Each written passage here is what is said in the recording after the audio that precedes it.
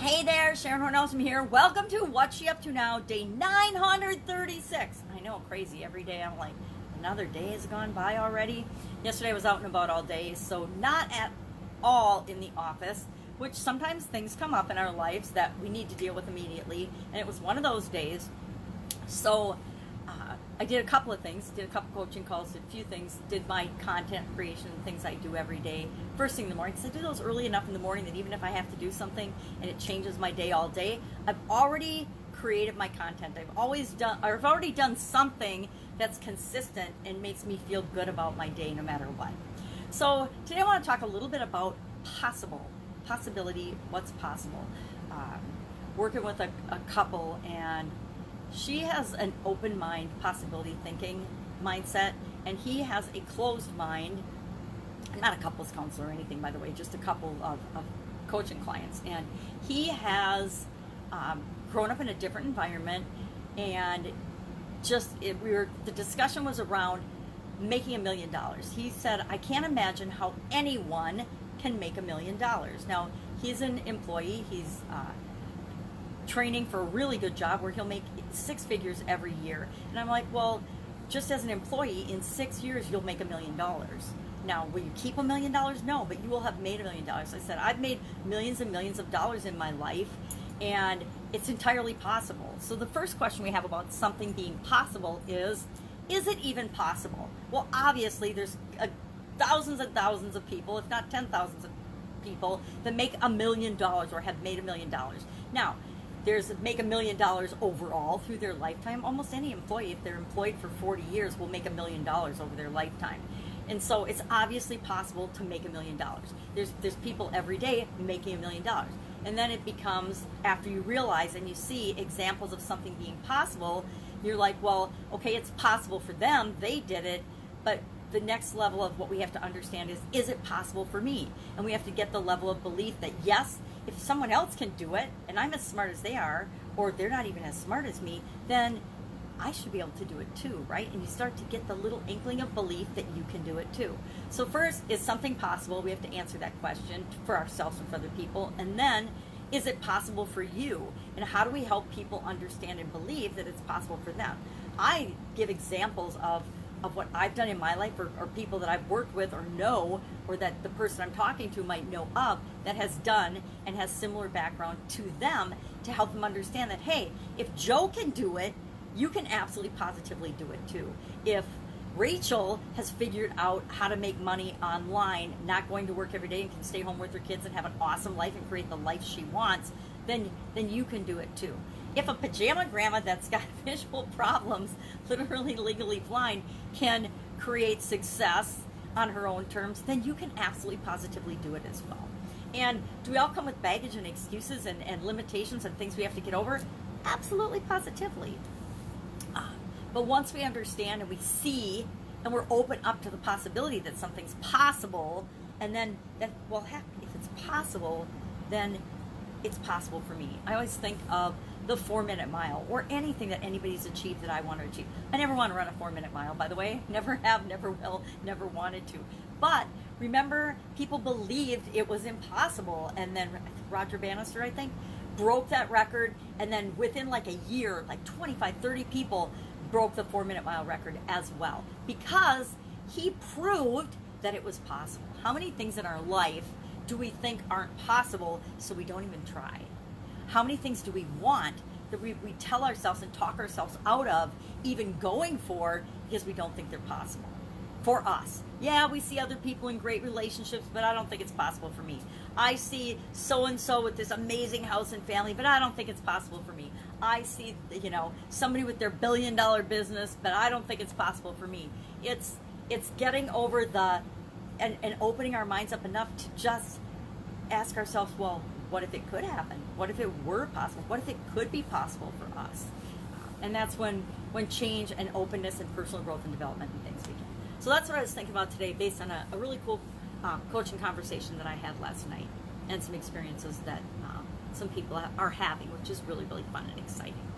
So today we talked about hanging out your shingle, and I actually have my pajama grandma shingle that I used when I was first coming out online. When I was first online, I always showed up in my pajamas or my robe, And I came about it kind of naturally, and I kind of morphed into that, and now I'm trying to morph out of that persona, because I love Pajama Grandma. That is me, but it's only a portion of me. It's like the portion of me that showed up in corporate America. Yeah, it was all me, but it was a much stronger, more direct, more controlling version of me than all of me. And the same thing is true of Pajama Grandma. Pajama Grandma, hanging out at home in your pajamas, working online, having the laptop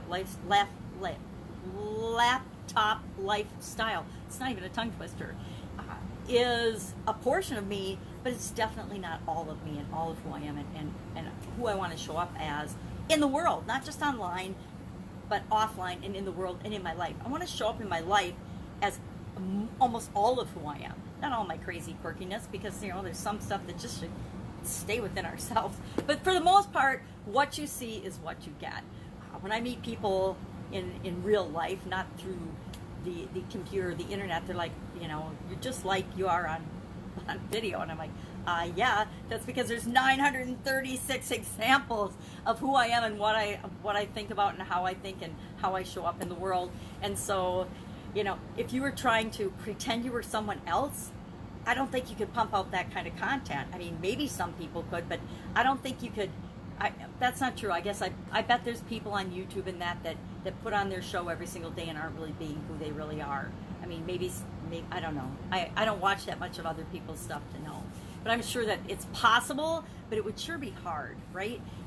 It actually got to the point where it was hard to show up in my pajamas every day, because I didn't just hop out of bed and do a video. I'd get out of bed, I'd get on a nice pair of fresh set of pajamas, and I actually would do my hair and makeup. I decided if I was going to show up on video every day, I better get a little presentable, and this is pretty average presentable, or I would freak people out and be even more scary than I am sometimes. So thinking about that today.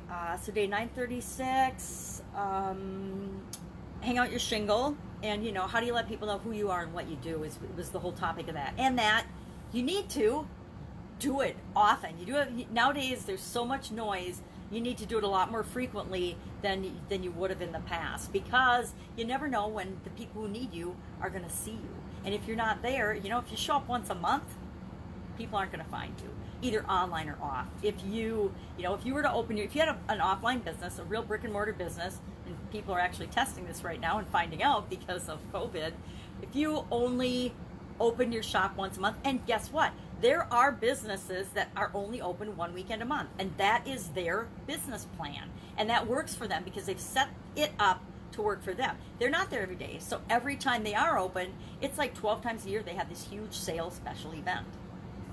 That works for them. So anything is possible, but normally if you just showed up and didn't have that be your way of operating once a month, and you never people never knew what day of the month you were going to be open, you were just going to open up once a month, the chances of you succeeding in that business would be slim to none. There are seasonal businesses and things like that, but just one day a month randomly is probably not going to be what you need to do to be successful. So that was our idiom today. It's a newer idiom. It's just from the 19th century. It really applied to doctors and lawyers when they decided they were going to go off on their own and start their own practice. That's where the tradition of hanging out a shingle, where they would actually take either a building siding shingle or a roof shingle, and they would paint the name of their business on it and hang that up above the door to let people know that they were in business. We do that in so many different ways now. There's so many ways to advertise and market and let people know what you do, free and paid. Advertising. There's so many different ways and means to advertise these days. And there's ways to show up. And I will contend, and probably until the day I die, that the best way to hang out your shingle is to be visible. Let people know.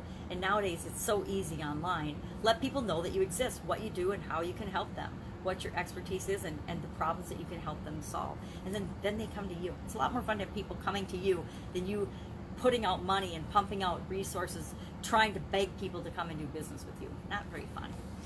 Did some of that in my offline world. We used to do store demos, and I loved doing them because it was a great way to interact with our customers and find out what they really liked and didn't like. But beyond that, it just got old. And advertising feels like that. It feels like you're pouring so much out for the return. But that was one of the ways that we let people know about our great products, right? Our incredible products, was let them actually sample and try and taste it for themselves. And it's still very effective today. Although I don't think we're doing any demoing in stores these days with COVID-19. And I totally get and understand that. So that would be an example of a whole mode of operation that's been shut down because of COVID-19, and a way of doing things in advertising. So we need to look for other ways to get the word out. So possibility thinking, hanging out your shingle, letting people know what you do, and all the people, guess what? Even people that are without work and without their jobs right now can find ways to hang out their shingle and let people know what they do, either to get another job or to start and branch out on their own, start a side hustle, so that it doesn't matter so much what the economy does. You know that you and your family are always going to be provided for. I've always been a huge proponent of the side hustle. I spent over a quarter century in corporate America while running businesses on the side. And there's a really cool thing, and there's a really cool dynamic that not very many people figure out. But when you have a successful side gig and you're working in corporate America, it gives you the freedom to be yourself and to show up in a much different way.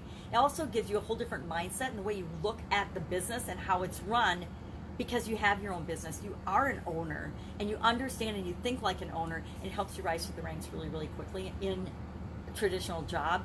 But it also gives you this amazing sense of security that, hey, even if they let me go today, I'm still gonna be okay. My family's not gonna starve. I'm not gonna starve. I got a place to live because I've got both these things going on. And believe it or not, it doesn't take any time and attention away from your job. It doesn't have to take any time and attention away from your business, because we structure our businesses so that they run with us overseeing them, but not actually doing all of the work and effort in them. So that fun day challenge today was all about something useless that we learn or have heard. So that's an easy one. That should be a fun one to see what people share about something useless. And it was, of course, the book's written for 6 to 9 year olds. Didn't know that when I got it. It's a problem. One of the dilemmas about having limited vision. You don't always know when you pick something out that it's for you or not, or for the perfect fit or not. But I will contend that 2020 is the perfect year to focus on fun and to be looking for the good, what's working, not what isn't working, what we can do, not what we can't do, solutions, and focusing on them, not focusing on the problems and what's wrong and what's not right in the world, because we'll just get more of that. Look at all the craziness going on with COVID and with politics. So fun challenge today. What's something useless that you learned today? And it's set at school, but it's summer vacation still, so I guess some kids are in school already. Some kids have already started school or gone back to school or starting Monday, but for the most part, lots of people are going back not after Labor Day, September 1st in our area. So it's going to be interesting.